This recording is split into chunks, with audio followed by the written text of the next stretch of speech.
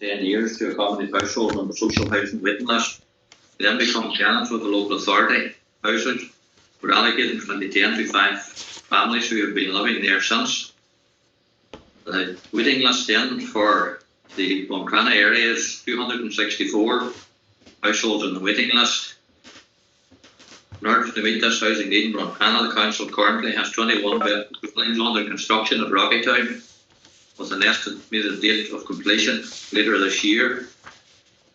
Towards the end of last year, we had our date approval for 16 houses at Crannla Crescent, and they're at tender documentation stage, should be out to tender shortly. And then we're looking at phase 2 then of Rockytown, with potentially 50 units there. And we advertised for turnkey in Buncrana as well, but we only received 1 application. And we continue to explore the acquisition of properties under the Social Housing Investment Programme in order to meet the housing need in Buncrana. So the options available to local authorities on expiry of leases under the Social Housing Leasing Scheme. We have a number of options there. First being, renew the lease for another term of at least 10 years. The benefits of this in this regard, that families can remain in occupation of the homes and no reinstatement works are required. Terminate the lease and return the property to the owner. In this instance, the local authority must find suitable alternative accommodation for the families who are residing in the houses, carry out reinstatement works to cover wear and tear before handing the house back to the owner, or acquire the properties. The benefit of this in this regard are that the families can remain in occupation of the homes, no reinstatement works are required, the local authority can add the property to its housing stock. So the considerations of the options and the expiry of the lease. Various options for alternative accommodation were explored for the 5 families. These included those as outlined in the previous paragraph, as well as seeking to identify suitable houses for acquisition, which the council examines on an ongoing basis. In this regard, there are significant challenges in 2019 sourcing suitable property in Buncrana. Social housing in Buncrana were exhibiting signs of potential concrete block creation. This was a factor in the decision also. The lease payments made in respect of the 5 houses since the initial lease agreement was entered into in January 2010 amounted to just over 307,000, and to renew that lease for a 10-year period would have cost in the region of 330,000. So total over 600, almost 640,000. Neither of the above, the council explored the option of acquiring the properties. Decided then to do testing in relation to the presence of deleterious material in the blocks. Samples were extracted from 2 of the houses, sent for laboratory and geologist analysis. The laboratory was required to carry out petrographic assessment of the samples with reference to presence of deleterious material and muscovite mica in accordance with the Irish Standard 465, evidence of degradation in the blocks, risk factor assessment for potential future micro-degradation on concrete blocks. Detailed evaluation of micro-degradation concrete blocks, Table 3 of IS 465, refers to a classification of risk as follows: negligible, low to medium, high and critical. Reference is also made as to whether the sample is sound or unsound. I've attached the reports taken from houses 4 and 5 dated the 9th and 10th November 19 respectively, with a detailed analysis carried out on the samples and comments as follows. Coarse and fine aggregate appears normal. Packing is okay and distribution is even, and cracking appears normal with no apparent parallelism. The matrix states that the colour distribution is even, hardness is moderately soft, and no apparent cracks present. The assessment of the concrete condition confirmed apparently sound. Internal report and recommendation was prepared in February 2020 by the area staff, which indicated that the properties were in good condition both visually and structurally. Independent valuation reports were obtained for each house with a value of 114. Advised for 3 beds and 124. So the council proceeded to acquire the properties for 600,000 on the basis that the test results demonstrated the blocks were sound. There is now evidence of cracking in the properties. However, the properties have not degraded significantly. Properties will be added to our planned maintenance programme for the shown. Conclusion, members, as in summary, the Council considered a range of options prior to making a decision to acquire the 5 houses. Primary focus was ensuring suitable accommodation for the families residing in the houses. Having considered the various options, the Council determined that the acquisition of the 5 properties was the appropriate course of action, having carried out the necessary technical assessments. The benefit of the acquisition of the houses enabled the following. Families remain in occupation of the homes, do not have to be relocated. Families do not have to carry out reinstatement works, which would have been required under the terms of the lease, and the properties being vacated and returned to the owner, and the houses are now added to the council housing stock. And finally, members, we're making a recommendation here that the Housing and Corporate Strategic Policy Committee consider the preparation of a policy in relation to the future acquisition of houses in the county. And then the attachments then, members, are reports in relation to the suite of tests that were done on the various properties and report by the organisation that carried out the properties and or the tests and the findings. Thanks, Peter. Thank you, Pancho. Chairman, Right. please, a point of order. Right, so before I put that, I'm just going to do the exact same process. Chairman, where is Paddy McMullin? Frank, Chairman, Frank, where is Paddy McMullin? Right, the chair is speaking. Let the chair. I've asked the point of order. Where's Paddy McMullin? I'm muting you, Frank. You have to let me finish. There'll be no order in this meeting at all if I can't finish the point. I'm saying, as normal, in any other circumstances, can we use the emoji to raise a hand? It'll be far more orderly to do it that way. Frank, you did indicate first, but anybody else coming in, can you do it that way because it's much cleaner? Go ahead, Frank. Well, thank you, Chairman, and apologies if I've interrupted. Apologies, Frank, you're muted. 2 seconds. Thank you, Mayor. Apologies if I've interrupted wrongly. First of all, I want to say this. To get 32 pages of documentation a half an hour before the reconvenience of the meeting is an absolute disgrace. And I hope Joe and I hope John McLaughlin that you are proud of yourself, because I have already sent this to Senior Counsel for legal advice, paid by myself. Right? Now, secondly, how do you expect us to proofread that within a half an hour? What waffle has been given to us today in these 32 pages? Secondly, where is Paddy McMullin? Because I don't see him here in this picture. And I'm asking you now directly, Mayor, when did you receive that information? And when did the council receive this information? And why we weren't given it last Friday week when Anne-Marie Crawford sent out the issue concerning the legal advice to go into committee? And once again, I say this on the record. From a legal point of view, there is no such thing as legal privilege that Donegal County Council has. And by the members today putting this into committee, they're giving a clear message to the public that they don't want this information put out into the public domain. But I can assure you, I'll put it out into the public domain. Every single word of it. Every single last word of it.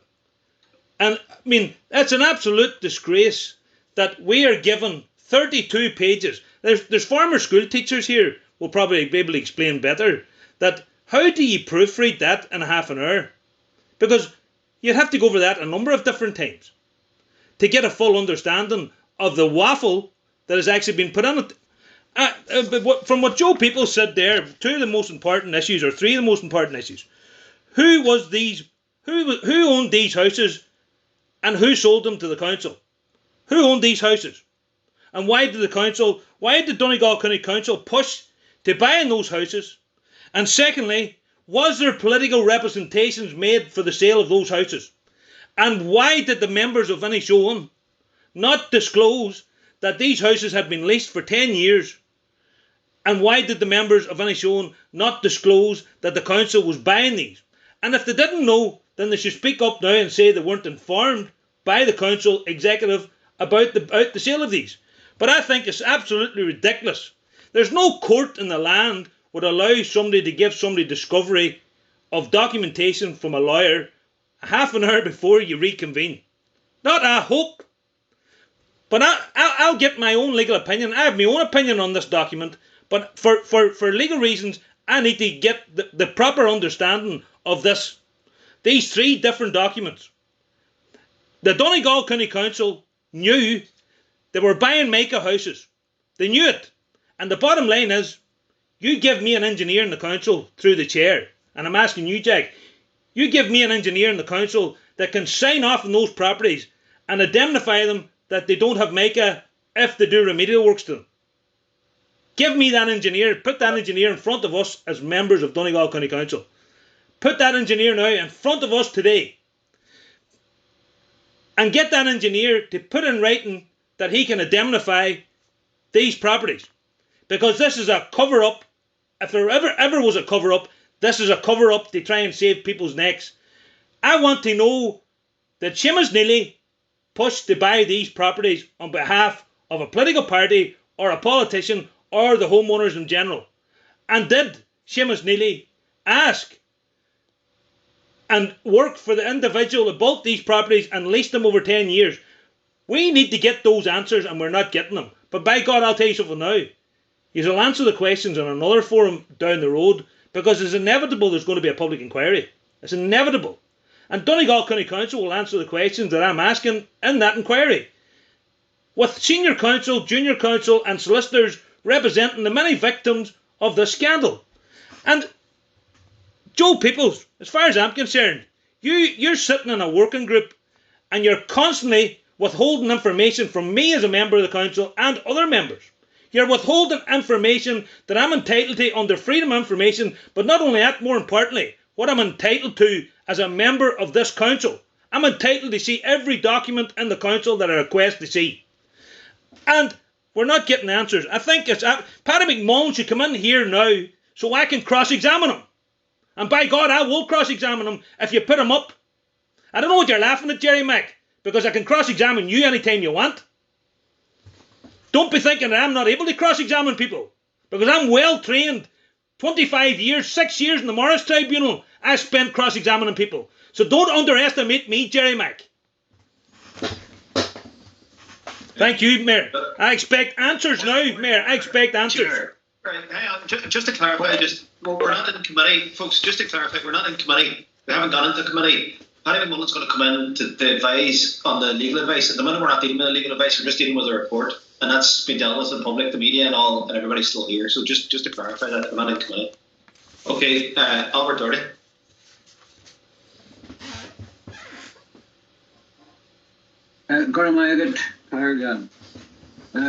First of all, I want to put it on record that I learned of the purchase of the 5 properties through the local media newspapers. Also, I have an observation in that the policy recommendation at the very bottom of the report is, I believe, very lax and very light and requires much more in-depth, not alone that the preparation of a policy, but a policy that's going to be implemented. When I checked out on some of the issues here, Chairman, I saw that in February, the 4th of February, following visual inspections, there was a signing off for recommendation of acquisition. And then, as Joe advised, in the 11th of November, this was signed off. I have reservations about, on the strength of visual inspections, that we purchased, yet I know COVID probably played a role. On the 9th of October, the Department of Housing, Local Government and Heritage, they referred to the council submission seeking approval to proceed with the acquisition of the 5 units. And the department and their architectural and quantity surveyor advisors confirmed that they had carried out an assessment, and based on their recommendation, they raised no objection to the purpose of these properties, with a recommended budget of $680,650 for the purchase, for the fees, and for the improvement works. And then it said, the department said that the acquisition was conditional, that they are on the following: homes are delivered and purchase costs recouped in 2020. As these homes are in a long-term leasing scheme and the option to extend the lease is available, provide sufficient evidence from the vendor that they are unwilling to enter into long-term lease, that you are satisfied that these homes were available to the general public to purchase. And the next one, that you undertake due diligence and that you be satisfied as to the condition of each dwelling, and that the budget for the renovation works adequately covers the cost of all remedial works. And confirming that acquiring these units represents good value for money. And then there's a wee footnote where the department says, overall, the department would not encourage the acquisition of long-term lease properties and would encourage you to retain such properties in the leasing scheme. What gets me was that the works that were to be assessed for improvement and costed were for boiler upgrade, external path repair, kitchen unit maintenance, window and door maintenance.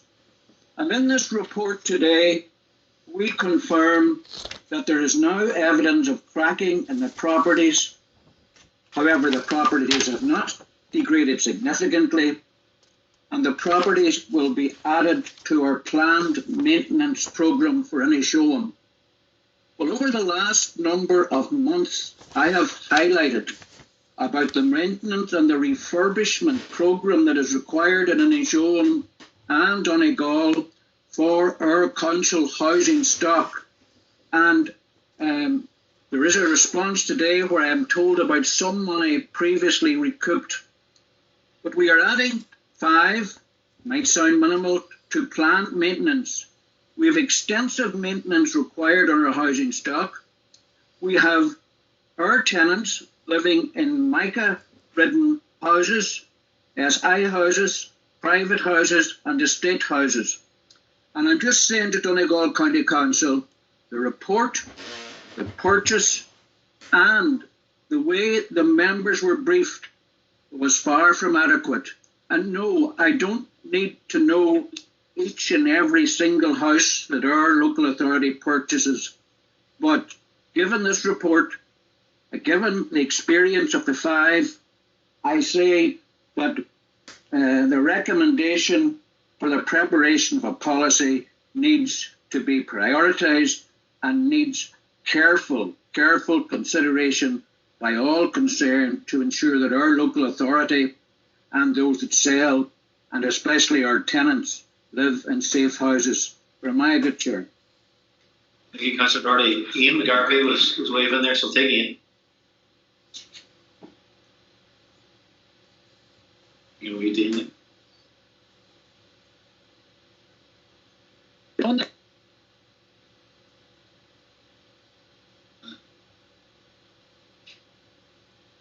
Sorry, hang on a second, we're trying to unmute you here. Can you hear me? Can you hear me now? You're going to start again there, because we missed the start in. Sir, what I was looking for clarification on is there is a distinction between affordable housing and long-term leasing. And can I have clarification on if I, for example, provided councils that they could collect rent on, would it be the case that those houses would still remain in my ownership? And after the 10 years, what would become of that housing stock that will say somebody had been that tenant on for that 10 years? And can they buy those houses by paying so much per week? Is that clear, Chairman, what I'm asking? Yeah. It's okay, yeah. Can you hear what I'm asking? I would like to ask Joe that. Yeah. We'll let Joe John come back in at the end once other members contributed. Is that okay? If you're finished, Dean, yeah? Yeah, is it clear what I was asking there, Mayor? Yeah. That's fine. Thank you. that's okay, because I'd want clarification on it. It's so important from what's going on at the minute. And to my knowledge, I'm not clear about how it can be done. Okay. People could be paying for 10, 20 years and so on, and after the 10 years, what happens then? Do they acquire that house? That the amount of money they've paid, does it take into consideration? Things like that and so on. Because what I'm talking about is, we'll say, construction people loading houses on the Donegal County Council, they do affordable housing rents on them, and they collect the rents for them. And what happens to those houses after the 10 years? And what ownership have they? Okay, sir. Thanks, Ian. Nobody else has indicated that. Oh, sorry, Jeremy McMullin. Go ahead. Just for clarification purposes, is the council happy that when they entered into purchasing these homes, that the test that they had done was showing that there was no mica present, and therefore went ahead with the purchase of the said homes?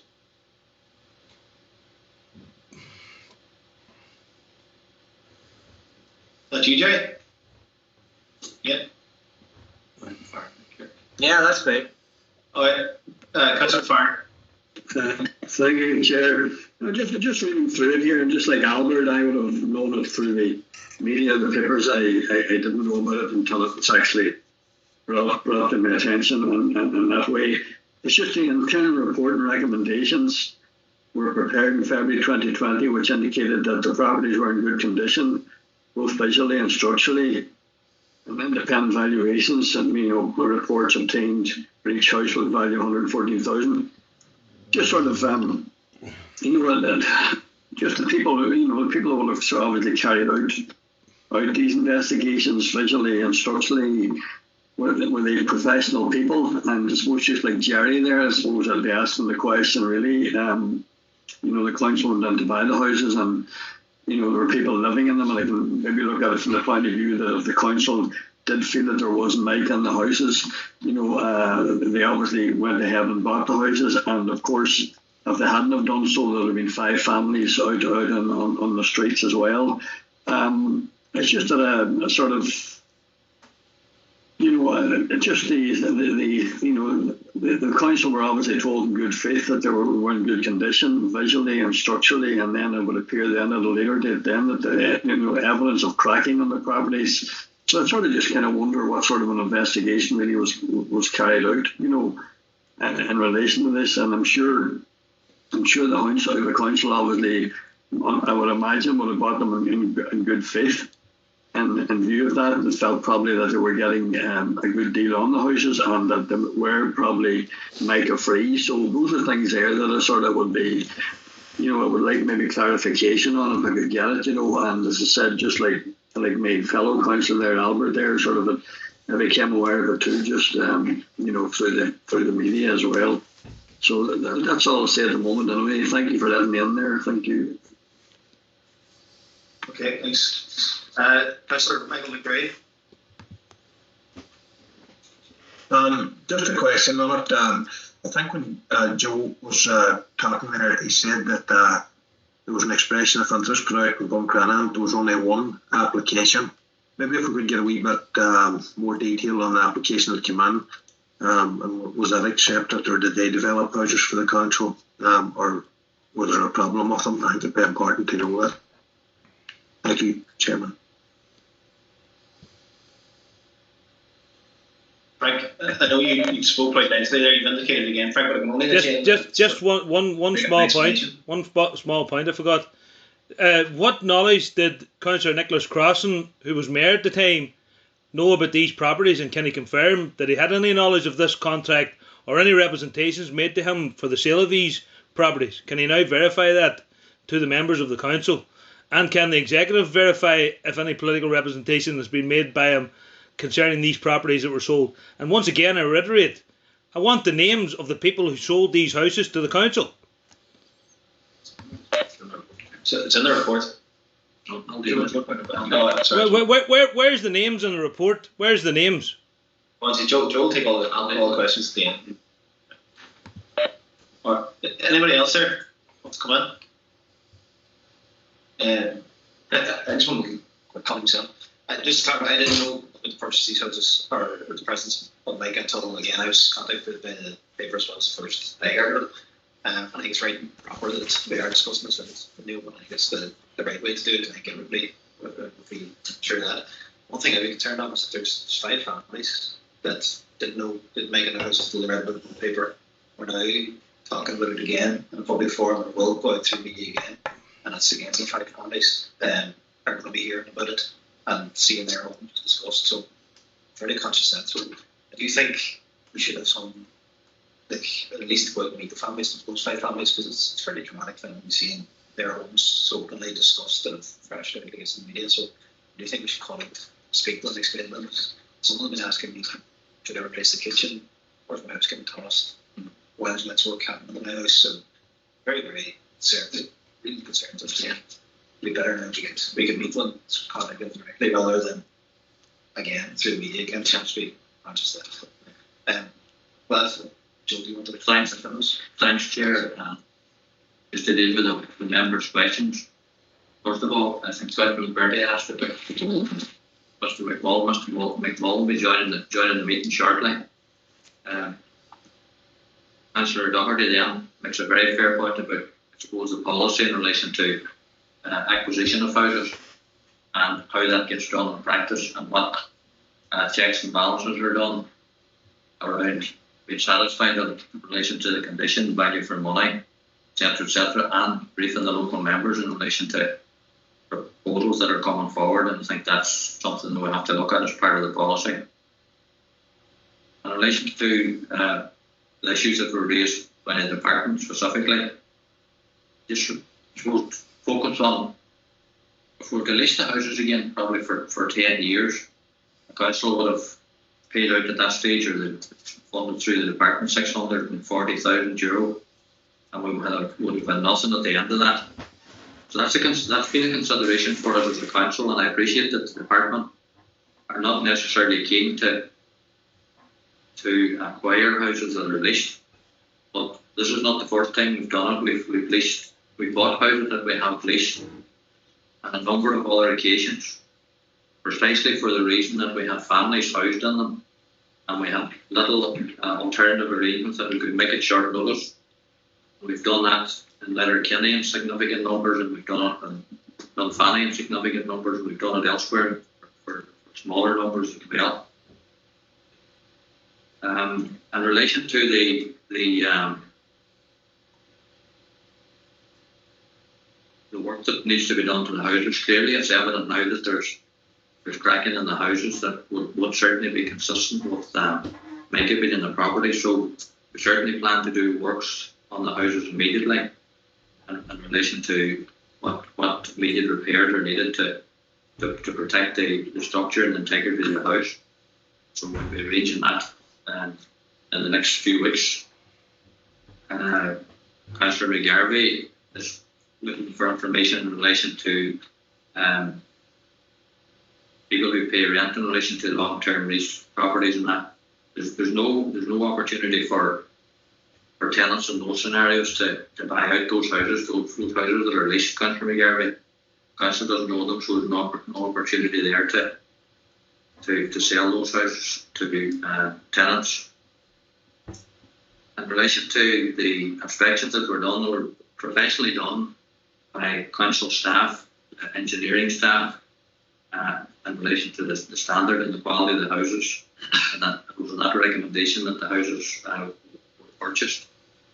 In relation to the expression of interest, we had one small expression of interest for turnkey, and I think it's on the order of 3 or 4 houses. It was a very small asset that we would have been adding in Buncrana as a turnkey.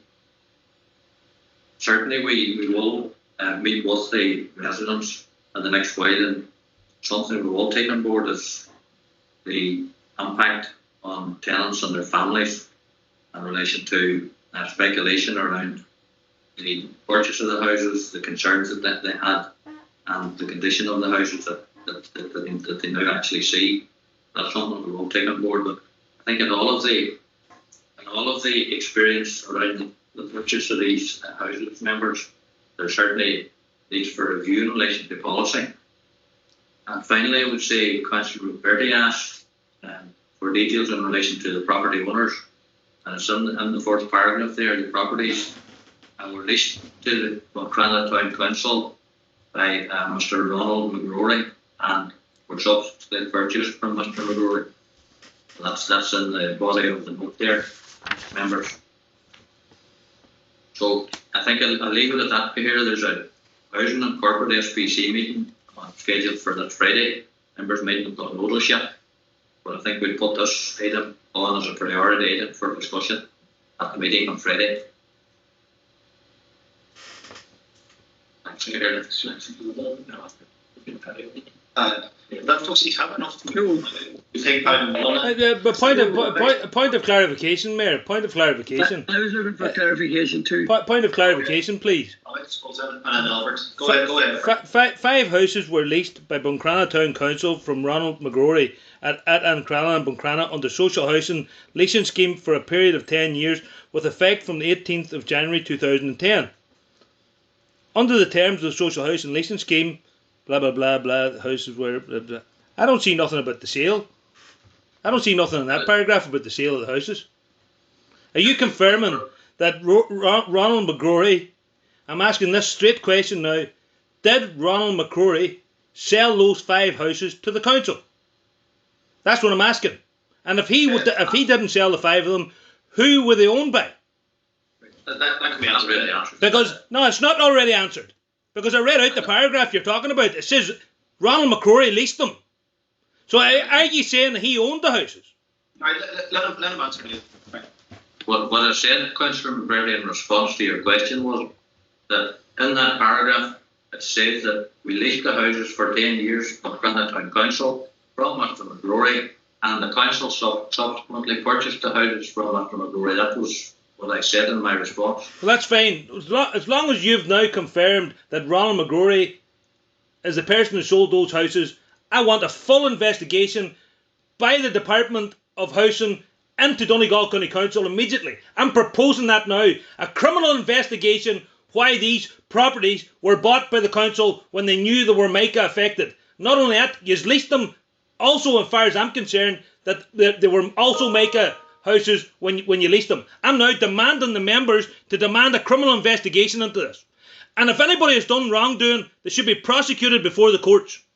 This is taxpayers' money that was spent $600,000 to buy 5 Mica infested properties. And I've asked the questions and I'm not getting answers. It's as simple as this now through the chair. Joe, if you don't start giving me the answers I want, I'm going to call for you to resign or the department to sack you. Right, fine. That's all. Right. Okay, Ian, you're right. Fair, Frank. Okay. Frank, that was extreme, Frank. I think you need to reflect on that comment. Withdraw. I'll give you an opportunity to withdraw, Frank. Well, first of all, Jack, I'm not withdrawing what I said. If I don't start getting answers from Donegal County Council, I'll call for the heads of the people that don't give me the answers. And I'm not withdrawing it. I'm calling, if Joe Peoples, John McLaughlin, the whole executive don't start giving me the answers, I'll call publicly for them to be sacked or resign. Either or. I'm entitled to do that. I haven't made no aspersion. What I've said is I'm not getting the answers. I've had to make a Freedom of Information request for information on Sunday to the Chief Executive, which I shouldn't have to do.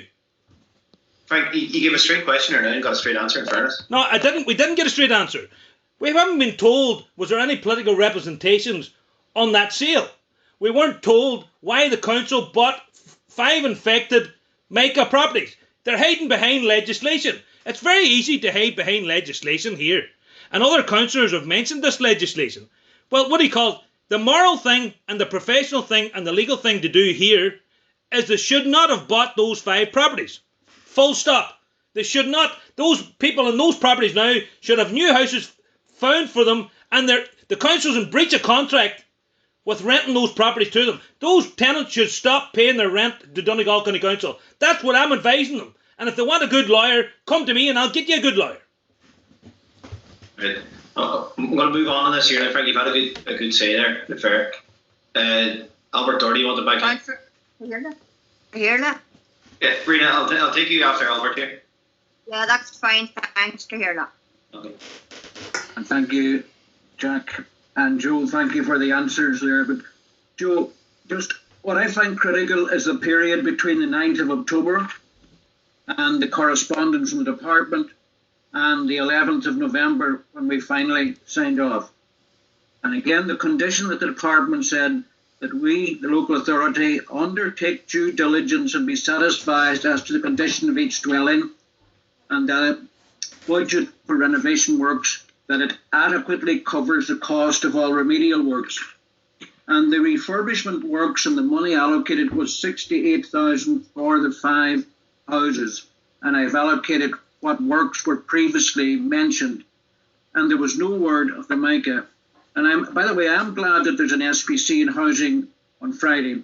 But what I want to know, if we've added it now to our planned maintenance programme, will the government respond favourably because we didn't appear to have due diligence at the costing? Or is that, how does Donegal County Council carry now the bill that we're incurring for the refurbishment works that involve Mica works when they were not identified in the refurbishment programmes? Is there anything forthcoming from the department, or have we scored an own goal financially? Thanks, Jack. Okay. I'll just let Rena and sure. I'll go ahead with it. Go ahead, Rena. Thank you, Cllr. Yeah, Cllr.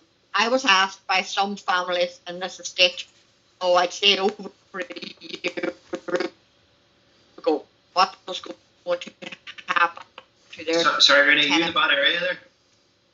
Say. Sorry, Rena, I don't know if you can hear me, but it's very, very bad reception. They were in the last year. Sorry, Rena, we can't hear you at all. Rena, keep on talking, then you can let me know if you can hear me or not. I hear you a bit better now, Rena, but we missed basically all of what you said there. We missed it. Can you not? Oh, right. Listen, I'll come in after, Jack. Is that okay? That's clear now. If you want to try again, that's get clear. Get into a better area. You're okay now. Okay. I mean, I was asked by some. No, okay. No, you're going to have to come in later, Rena. Sorry, I can't hear you at all. I can hear you by some. No, I'm not getting you at all, Rena. I'll let you back in here. I'll let you back in here too. If you can get better reception, then you can back in again. Yeah, thanks. Right. Yeah, no, thanks. Okay. Thanks, Cllr. Thanks, Cllr. No, in fairness, Cllr, clearly, the programme of improvement for social housing, that's not going to be fully funded by the department. So the works that we have described here as part of the approval that we've got for 680 odd thousand, and the department will fund those works here in relation to that. Clearly, it's a situation where the houses are now deteriorating, and Mica is beginning to show itself in terms of the pattern cracking that's there.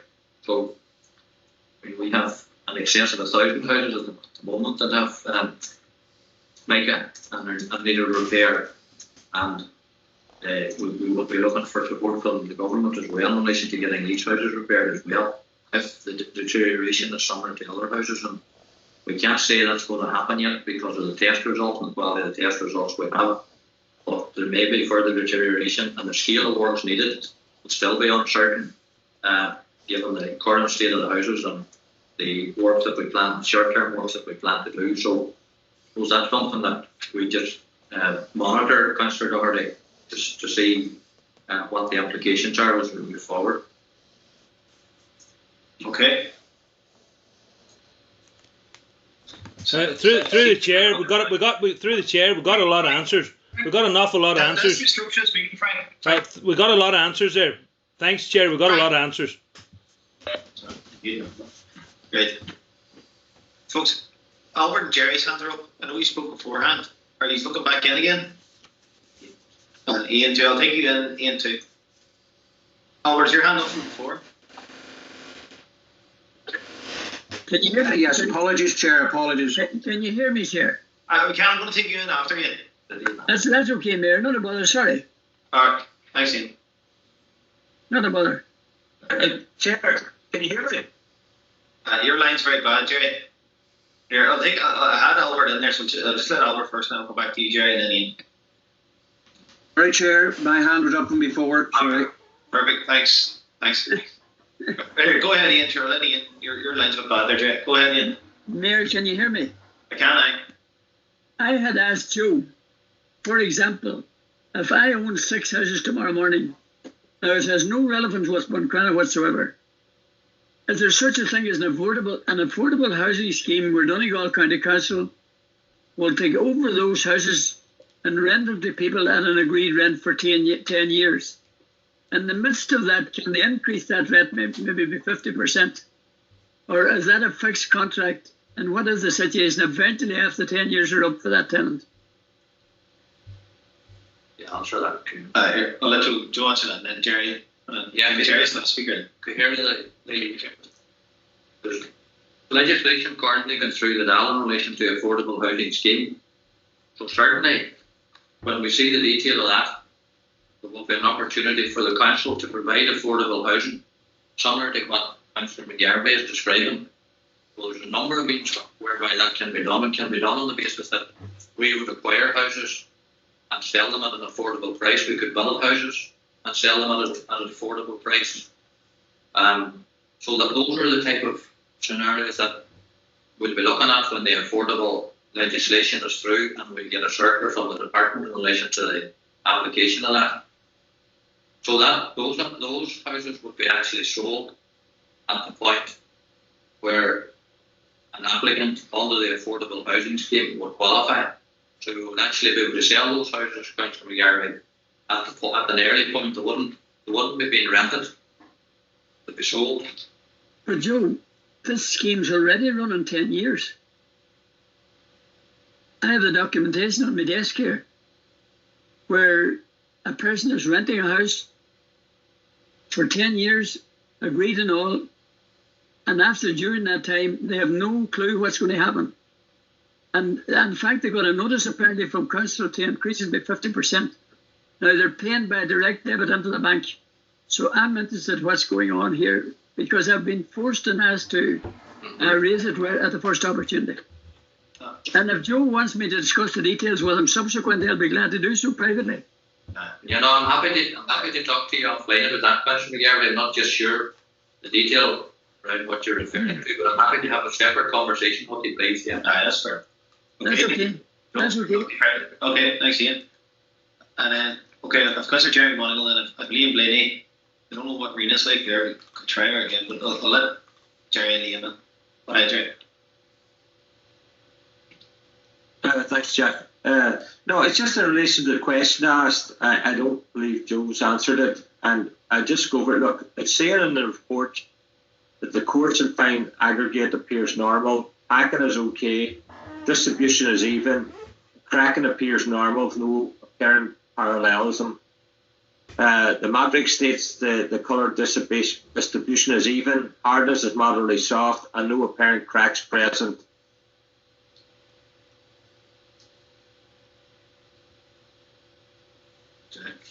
Sorry, Jerry. An internal report and recommendation was prepared in February 2020. Sorry? You've frozen a bit there, Jerry. Right. An internal report and recommendation was prepared in February 2020, which indicated that the properties were in good condition, both visually and structurally.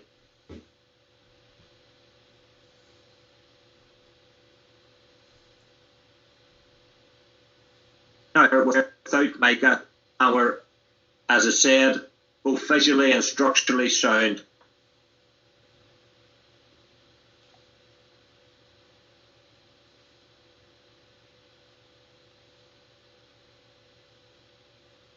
You right, Jerry? You getting us?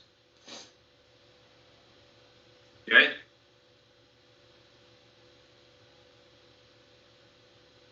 Right, Jerry, we've lost you now too. Rena, do you want to try again? Can you hear me? I agree better. Yeah, I'm travelling, Jack, so I'm probably going in and out of bad areas. No, I just want to say, Jack, that I was asked by some of the families in this estate over a year ago, and more recently as well, prior to them being purchased, what was going on and what was going to happen to their tenancy, because it was nearing an end, and people were really wanted to know what was going to happen. And this, as you know, is an established neighbourhood. Children had made friends. People were living there for 10 years. The tenancy ended before Christmas 2020. The options were, as has been alluded to there earlier, they were in front of us and they're on the document. To do another 10-year lease was going to cost over $300,000. The owner wouldn't be entitled to any Mica redress for the tenants. So, should the council put those families out on the mouth of Christmas, and the only option was to put them into hotels for 18 months, there's not one private nor public house available in Buncrana. Any of the 9 councillors of any shown will be able to confirm that. And to this very day, there is not one house. There's a waiting list for both private and public. So the houses were bought aware that they had Mica, minus the cost of fixing the Mica. So I would have known that those houses had Mica, and I would have known that the tenancy was coming to an end, and I would have asked the council what was going to happen to the tenants, because the tenants asked me to do so. So I think the only option to the council was to, rather than put the families into hotels, the hotels were all closed, by the way, last Christmas, and it would be in an average of between €300 and €500 per week. So what other options were open to the council? Thank you, Chairman. Okay, thank you, Rena. Chairman, is she clarifying? Chairman, no, Chairman. No, Chairman, please. Is she clarifying? Keep coming in after everybody speaking. Frank, you've been in 4 or 5 times now. Is she clarifying she made reps? Is she clarifying she made reps to buy them houses? I'm muting again, Frank. You have to let people speak in order. If the chair doesn't speak properly, I can't just keep letting you in to get there. Liam Blaney's next to speak. Thanks, Chair. And Chair, reading this report, I suppose it gives the council good grounds of why they went ahead and purchased these properties at the time when they got testing done and they come back negative. But I think that the big story here is a year ago or a year and a half ago, the houses was tested for Mica. They come back negative, but now they're showing signs of Mica a year and a half later. And I'm asking, what has the council done in the meantime, since they realised that there may be Mica in these houses, or that the cracking is consistent with Mica in these houses? What have they done as far as the test that was done a year and a half ago when the company had done it? What have they made contact with them to make them aware of what has happened here? Was it failings on their behalf? Or what was the real reason for it happening? Because it doesn't give the people out there that has Mica in their own homes much confidence in this testing being done when you see the likes of this happening. And I wonder maybe we get a bit more of information on the company that done it, and if there was any negotiations or talks with them since that. Thanks, Chair. Yeah, just maybe Councillor Blaney's question. That's something I think we can bring to the SPC. I think it's a very valid point in relation to such a change from a situation where we had test results from a very competent tester that were quite explicit in terms of what they were telling us at that point in time. And subsequently then we saw, I suppose, deterioration to an extent that you wouldn't have expected based on the test results available. But that's something will be taken up with the company concerned, and it does give some concern in relation to private homeowners in relation to tests being done. But I think it also for ourselves as a local authority, as far back as 2016, 2017, we would have estimated perhaps 500 social houses, and we're now seeing 1,000 social houses. So over time, the impact of Mica and the deterioration seems to manifest itself, and it's very, very unpredictable. So a solution that might be appropriate today in terms of test results, it would appear that perhaps different result will emerge subsequently, and maybe as a consequence of that, then the solution or the media reports will be different. So it is something that is concerning us. And, you know, we did a due diligence here in relation to these houses. We had the test results back, and we moved forward on the basis of those results. But clearly now, an unexpected issue has emerged, and that's just to say a cause of concern for us at this stage. So we will be getting some quality control on that, and I think that's why we're suggesting that, you know, a policy in relation to house acquisitions needs to be developed here to deal with that. The safest principle here is not to buy any houses at all. I mean, that's the safe principle now. We just don't acquire any houses in the current circumstances, because there's an element of risk, and there would have been a perception that houses were in particular parts of the county. But what we're finding now in reality is would be anywhere in the county. So I think we'd have to think very carefully about our policy and whether we actually move to acquire any properties at this stage, given the experience in relation to this particular situation. Thanks, Joe. I can see Margaret Farns indicating and Jerry Max indicating again because he had bad reception there. So we do need to wrap it up. But Paddy McMullin's waiting to get in here now too. He's here in our 15 minutes. Bring him in. Thanks, Chair. Just on what Councillor Rennie was saying there, when I spoke earlier on, that's basically the point I was making myself in relation to the visually the conditions of visually and structurally they were all checked out. You know, that does raise serious questions, and sort of that was something that which prior to Councillor Rennie had brought up. I would mention that earlier on. That's basically what I was getting at, really, because I would have been of the opinion that when those properties were actually being checked out and tested by this particular company or whatever they were, that I would imagine they wouldn't have went ahead and bought them, so there is serious concerns there are in relation to this, there's some questions that need to be asked, or answered. Okay, thank you. Okay, let Jerry, and then I'll leave her up and let Paddy McMullin. So Jerry, Mike. Hello.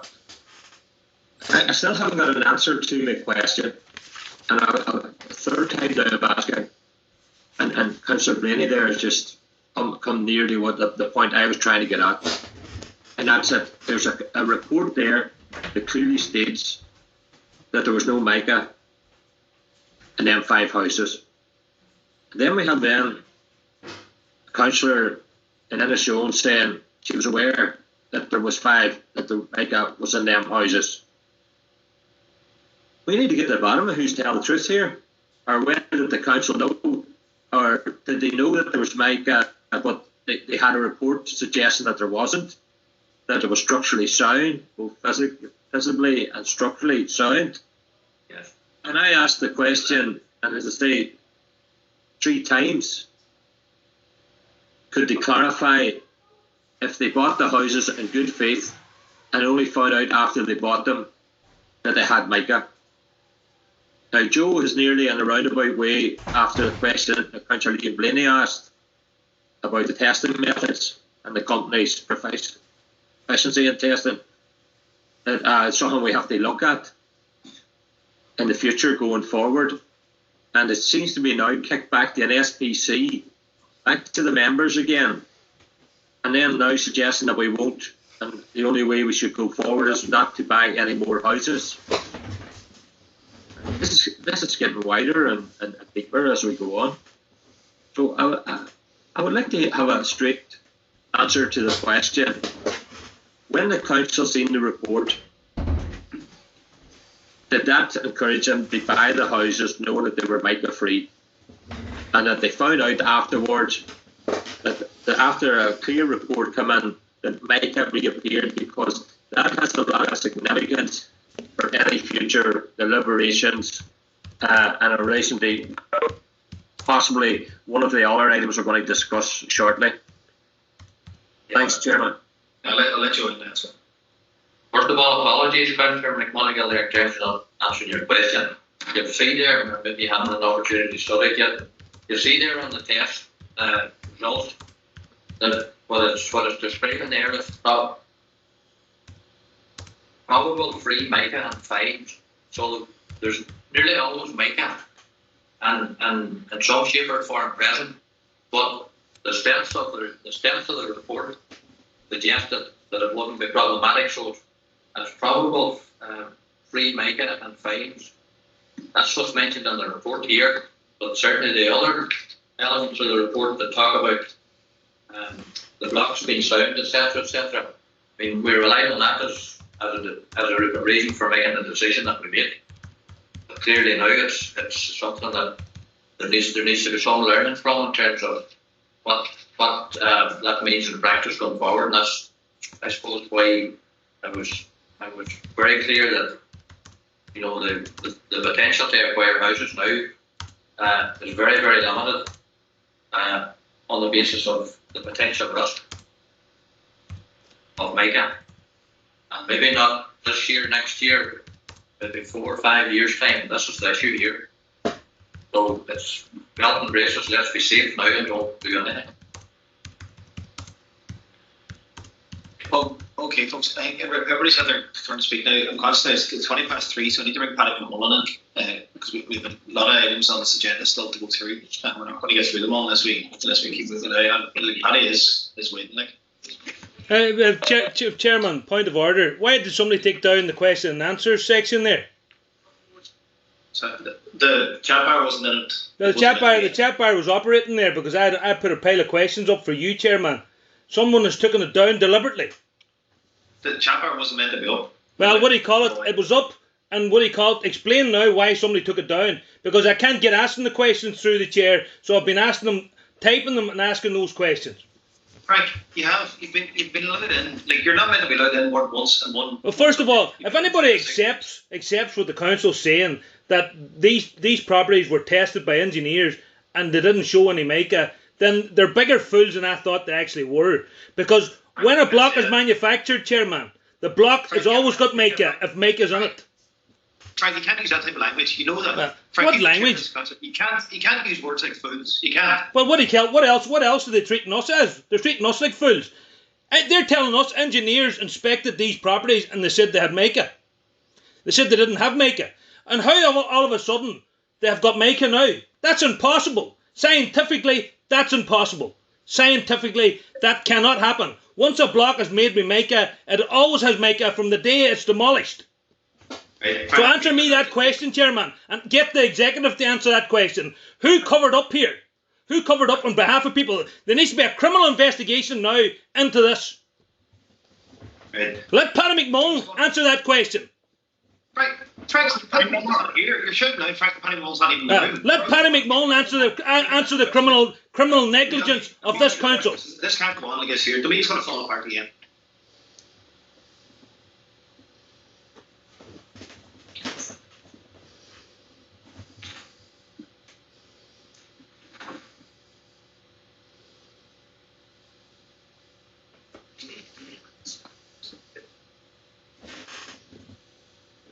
Yes.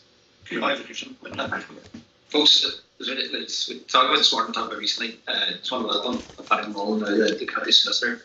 A number of queries and questions had was discussed briefly earlier on, but we said that Paddy would be here present to answer questions as are needed. So he's done the issues, I suppose, for the agenda, but with that, I'll hand it over to Paddy. Good afternoon, members. Thanks for asking me here, and very glad to be here. If I could be of assistance, I'll do my best.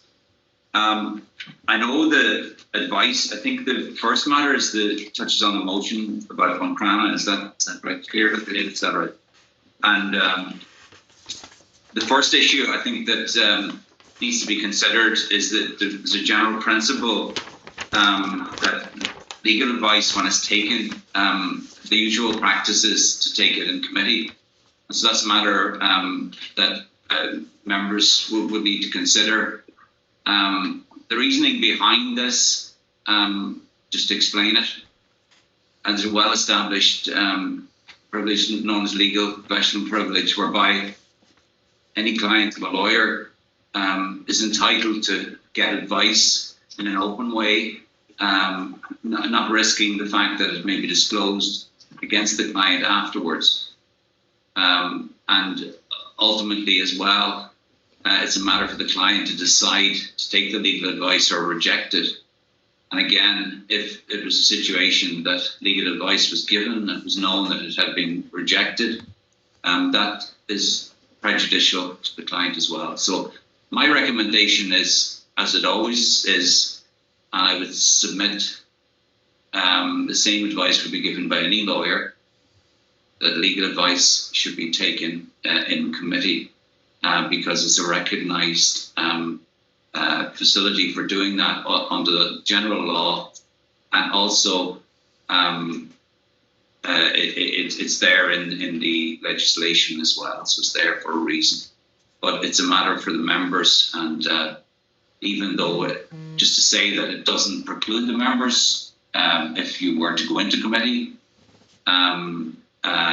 discussing as to whether any particular issue within the legal advice could be made public if that was the decision, but it may be something that is not something that will cause a problem. But the general principle is that you should take the legal advice in committee and consider it. So I think at that the question arises for the members is: are you going to do that or not? And the chair. Thanks very much, Paddy. So, folks, that leaves us with a fairly black and white decision first before progressing into any questions with legal advice. We need to decide now whether or not this is taken in committee. There's a number of hands up here, but that's ultimately the first decision we have to make before we go any further. Folks, can I ask you again? Use the emoji because the hands up, and I have a few in order. It means it's the first way, and I'll take these in order as indicated. The first one's Michael McBride. And remember, this so far we're just discussing whether or not to go into committee. Michael McBride. Check. My hand was up since the last issue. Yes, go ahead. All right, I'll take it in. Okay, Frank. Well, thank you, Mayor. First of all, Paddy, please read out to me in law the privilege that you're claiming, because as far as I'm concerned, there's only two organisations in this country that I know of can claim that type of privilege, and that's in Garda Síochána when it comes to policing matters, and the HSE when it comes to people's medical records. So you now please read out the case law or any other law, because as far as I'm concerned today, what we've been informed here today, we've been informed that Donegal County Council tested 5 houses that they were going to purchase, and there was no show of mica in them, which is scientifically impossible. So I'm saying to you now, as the legal advisor of this council, I'm saying to you, what criminal investigation now is going to be conducted into the fraud committed by this council in buying those 5 houses? Because there's no engineer can actually say that a house is mica unless those houses are tested and the results of the borehole tests are sent to England, to the lab in England, for verification whether they've got mica. Now, the legal issue here is, when a block is made with mica, pyrite or pyrrhotite, that block has mica and pyrite and pyrrhotite for its entire life, which is not very long. So I'm asking you now to tell me, Paddy, please tell me, a man that spent 6 years in a tribunal of inquiry dealing with criminals, right? You tell me now how you're able to claim privilege on issues of public interest and public importance. Tell me now, because first of all, you give me 32 pages of documents to proofread within a half an hour. I've got, you know the barristers that I know, you know the lawyers I know, even one of your people is my personal lawyer, James Sweeney. Your firm represents me. You know the people that I know in the law library and in the courts and the people that work for me, including James Sweeney. You now explain to me how you can claim privilege on what you're claiming. This is in the public interest. This is financial money that was used to buy 5 properties with Mica. Not only that, give me the case law you've got here today that allows you, and I've got it, Paddy, I've got the case law. Give me the case law, Paddy, that you've got, or you're not going to give us, concerning the purchasing of products of Cassidy's. Because I know what you're going to claim. You're going to claim a 3-year statute of limitations. Well, in 2017, there was a ruling in the Supreme Court overturning the High Court and the Court of Appeal. So please tell me now, Paddy, you start explaining. You're getting paid €1 million a year by this council to give proper legal advice. And you better start giving it. Because I'm one man in this council that knows the law. I'm one man, Paddy, that knows the law. The Law Society doesn't control me or the Bar Council like it does you. So I can say whatever I like, Paddy, legally. You tell me now today where you have got privilege to put this stuff into committee. You now explain to me in law. Right, Frank. Look, you're way off topic there, and we're asking you, in committee or not, that's a simple question. Well, we're on this again. You can't throw out stuff like that there.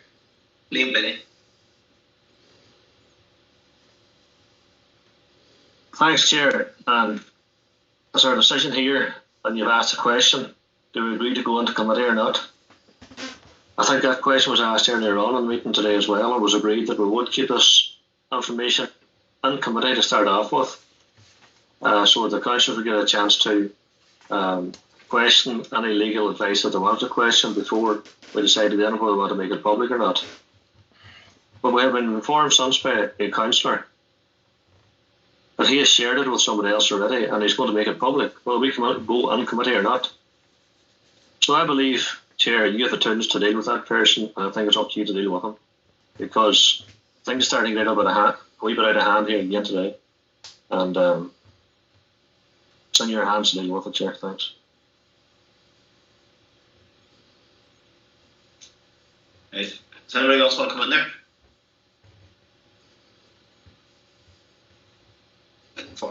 I think, sorry, Chairman, I think I see clarification earlier on, and the clarification came back from the executive that we would go into committee, consider the legal advice, and come back, and then it would be made public. I think that was what was agreed here earlier on. So I think there's an agreement from all the members to do that, as far as I was aware, anyway. Yeah, through the chair. I think we just go into committee. That's agreed, folks, is it? Chair, my question is, what's the point going on committee if there's a councillor here saying that he's going to make it public, whether we're going or not, and it really is simply shared with other people? Yeah. So, what are we going to do about it? Are we just going to say we're going on committee, but if somebody else shared with the public? Or are we going to just keep it public? And if that's the way it's going to carry on, I don't know what we're going to do with ourselves. Through the chair, can I clarify Councillor Blaney's position on me? Wait there, I will address that. Can you advise on that if we're deciding with the committee what it's been released in? It's not being treated in committee by some members. It's going public anyway. The decision is to go into committee or not is a decision of the members. It's not a decision of any one individual. If a decision were made to go into committee and one individual decided to provide the details of the legal advice, it wouldn't have the backing of the council because it would be that individual member. So in my view, it doesn't determine the issue. If you either decide, the council as a body takes the official position, it either decides it's the council's decision to resolve to go into committee or not.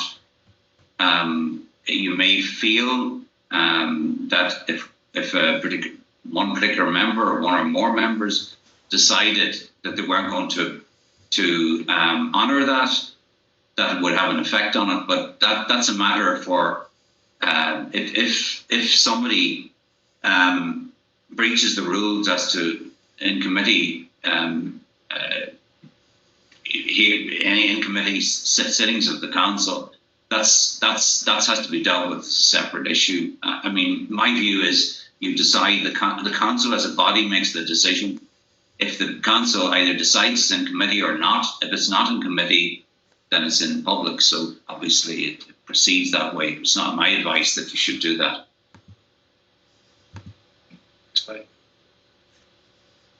Chair, I propose that we move the committee like we agreed earlier on and deal with the outstanding issues after that.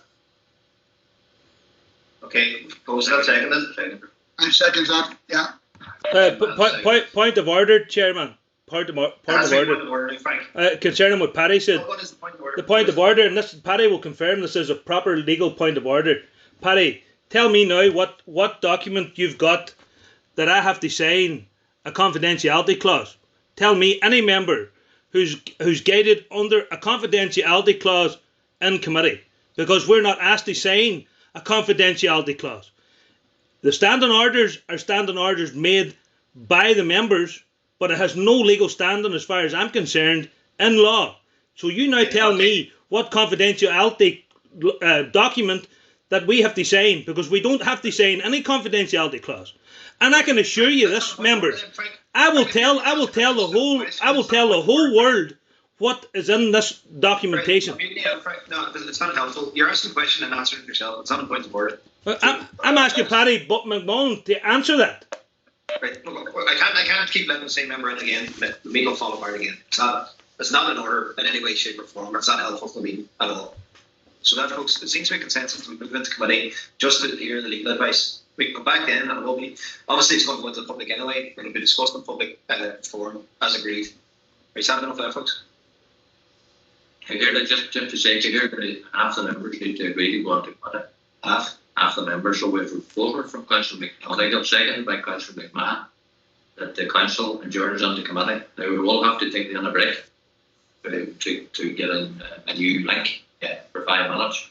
So I can take a roll call just to be a attempt that every member's happy. I think that's a sensible thing to do here, just for the record. So it's a proposal from Councillor McMulligan, seconded by Councillor McMahon, that the council adjourn into committee to consider the legal advices. We're either for or against. Liam Blaney. For. Kevin Bradley. For. Kieran Brogan. For. Paul Canning. Paul there. You there, Paul Canning? So, sorry, for. Thank you. John Cllr. For. Noel McCoy. For. Jerry Crawford. For. Nicholas Crossan. For. Terry Crossan. Sorry, Terry Crossan. You there, Terry? Yeah, and the lay for. Thank you. Albert Doherty. For. Gary Doherty. For. Liam Doherty. For.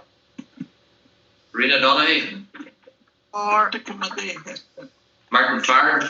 Cllr. Mary Therese Gallagher. For. Martin Harley. For. Noel Jordan. For. Jimmy Kavanagh. For. Donald Mandy Kelly. For. Niamh Kennedy. For. Michael Colin McAlasquith. Well, that's in the other sense. Okay. Councillor Frank McBrearty. Against. Michael McBride.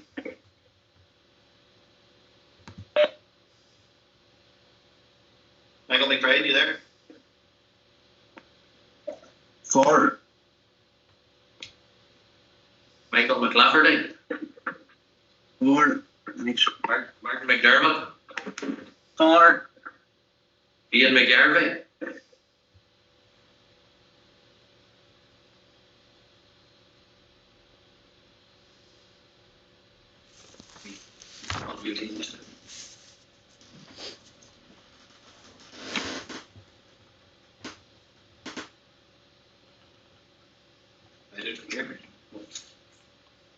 So 6 vote now, Kevin.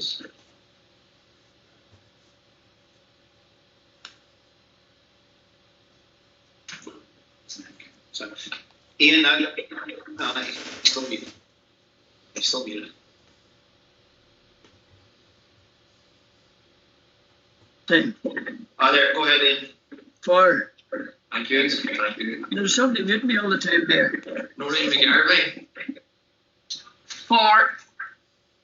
Patrick McGowan.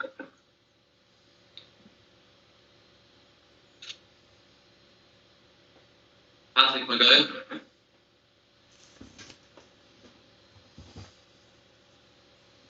You there, Patrick? Still live here. Patrick?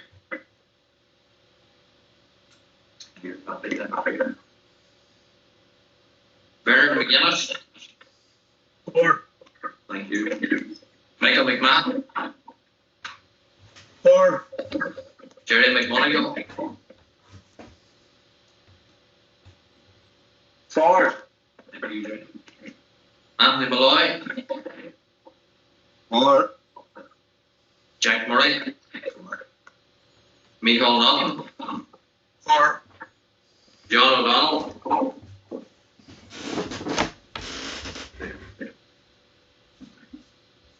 John Hamish O'Farrell. 4, yeah. And Barry Sweeney. 4.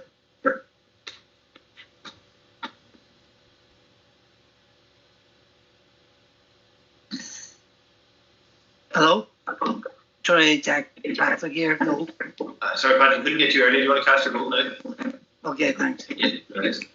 Go ahead, Patrick. What's your vote, please?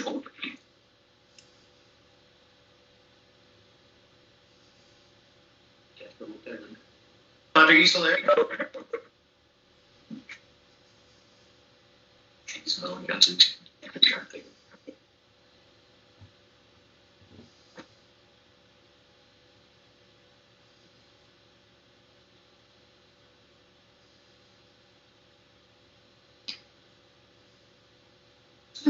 Before we hear that, well, games from the members of the result, so we'll take maybe a 5-minute recess, members, and we'll send you a separate link now by email to join the committee.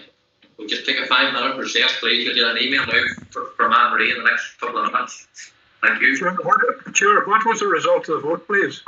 33-4-1 against. Thank you. Right, folks, I'm going to close this meeting down. Yeah. So get a new link emailed to members only. Join it, okay?